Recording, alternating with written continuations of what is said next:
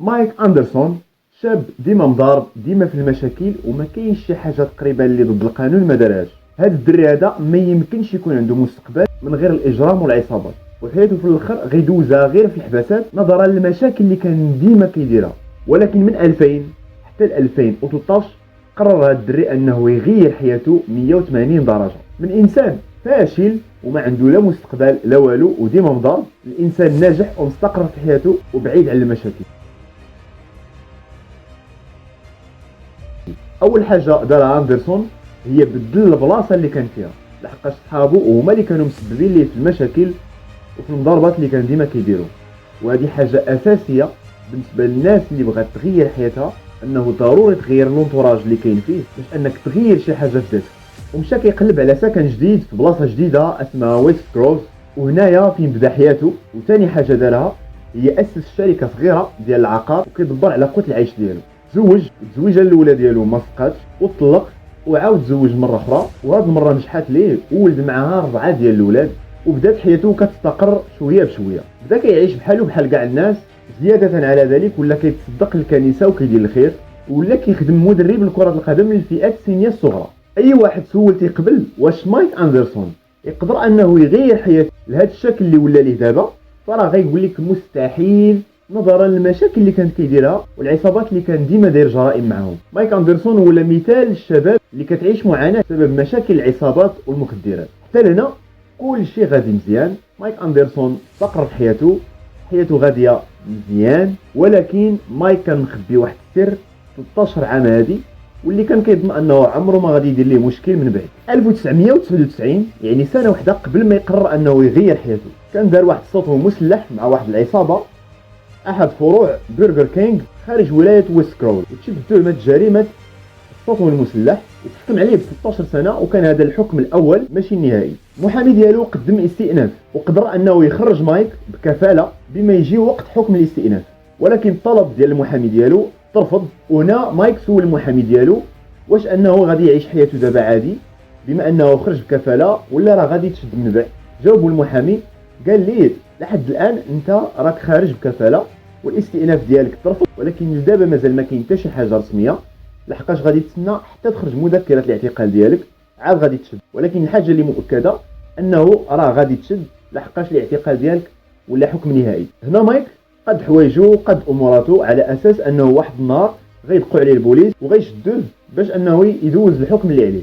بقى كيتسنى مايك دارو نهار، يومين، 3 ايام، وصلت المده لسيمانه وشهر وشهرين، وتا واحد ما جا دق عليه ولا حتى شي بوليسي جا لعنده. وهنايا بالضبط طرا واحد المشكل اللي ما عمره طرا نهائيا في العالم. وقع مشكل في السيستم ديال الحكومه وتكتب عندهم ان مايك مشدود ومعتقل وكيدوز الحكم اللي عليه، حين ان مايك جالس في دارو ما معتقل ما والو. باش نفهموا مزيان، مايك تكتب في السجل العدلي ديال البوليس انه مسجون وكيدوز المده اللي عليه.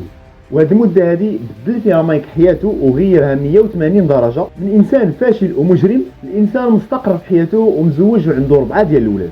الحكومه هذه المده كامله كانت تيصحاب لهم واش هو مسجون وكيدوز المده ديالو. وصل النهار اللي خاص يخرج، ولكن لقاو السيد ما كاينش، ما مكتوبش مع السجناء، مع انه مكتوب عندهم في السيستم انه راه محبوس وكيدوز المده ديالو.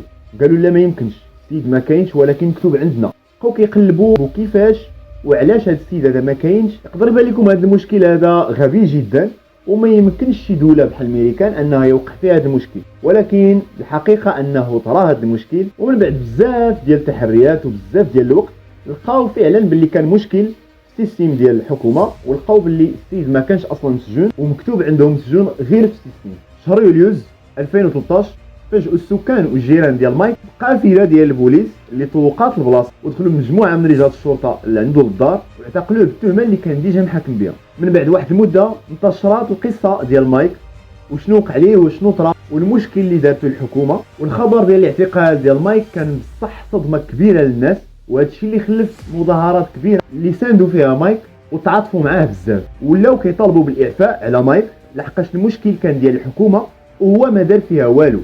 زياده على ذلك هذه المده هذه اللي كان اصلا هو محكوم بها وطرا فيها مشكل، السيد غير فيها حياته ولا مستقر ولا عنده وليدات، يعني ما بقاش داك الانسان اللي كان شحال هادي واللي ديجا تحكم به ب 13 سنه، من بعد بزاف ديال الجلسات وبزاف ديال الاستئنافات اللي وصلت ل9 ديال الشهور. وفي الجلسه الاخيره جلس القاضي كيقرا القصه ديال مايك لمده تقريبا ديال 10 ديال الدقائق، ولقى بزاف ديال الاعتراضات ديال الناس على اعتقال مايك اندرسون لحقاش السيد تبدل وما بقاش هو نفس الانسان اللي كان شحال هادي. في الاخر حكم على مايك اندرسون براءه وبدون اي ادانه. من بعد ما قضى 9 ديال الشهور في الحبس وهو كيتسنى الحكم النهائي ديالو. عائلته وجيرانه والناس اللي كانوا كيساندوه فرحوا بزاف لحقاش السيد بصح بدل وما بقاش نفس الانسان. والقاضي شاف باللي بزاف ديال الناس حبوا هذا الشخص، ولا كيشوف انه ديك المده اللي تحكم بها فراه غير فيها حياته وما بقاش نفس الانسان اللي كان فيه شحال هذا. هادشي كان بسبب الحب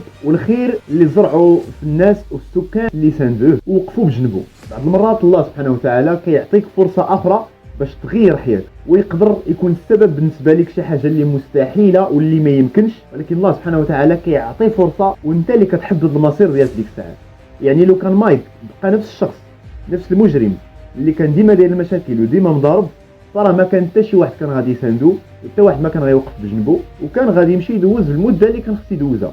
ولكن مايك منين بدل حياته واستغل الفرصه اللي جاتو مع انه ما كان عنده حتى شي علم بهذا الشيء، قدر انه يكسب حب الناس ويخرج من هذا المشكل هذا بدون اي ادانه. مايك عاش حياته مستقر مع وليداته، ولا مثال حقيقي للناس اللي كتعيش مشاكل بسبب العصابات وبسبب المخدرات، وبين انه بصح الفرصه اللي خصها تجيك فراه كيخصك تستغلها خير استغلال. هادشي اللي دار مايك وهادشي اللي خلانا اننا نستافدوا بزاف ديال الحوايج. كان معكم اسامه علاوي، دمتم في رعايه الله.